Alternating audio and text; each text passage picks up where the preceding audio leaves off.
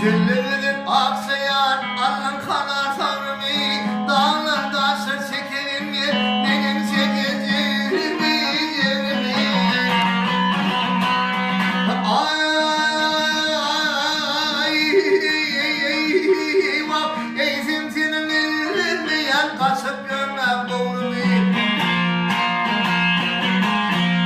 Geçen akşam düşümde göğe benim kuşumda gördüm seni karşımda esir eden aksı yâri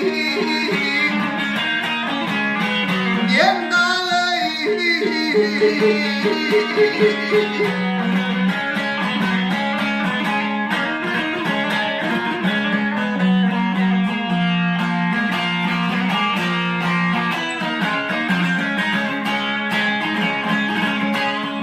Yol öğrenli kervanlar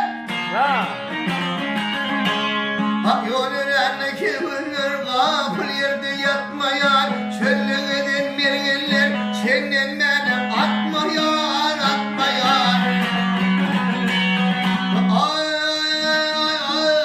Ay vah Üstümden ağır bunların Başımdan ötmeyen Hay sanım beni fidaya, yalvarıp beni Hudaya, ömrüm geçirdim haya sana değirmen aksı yâri. Nem dağı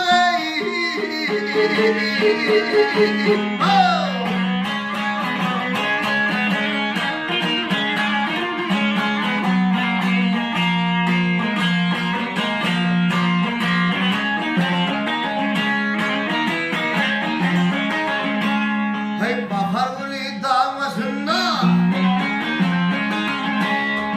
Bahar gülü dağmasında Lemmer lemmer bulutlar Bulut oynap yerlerimin Çakısına çalıdır çalıptır Ay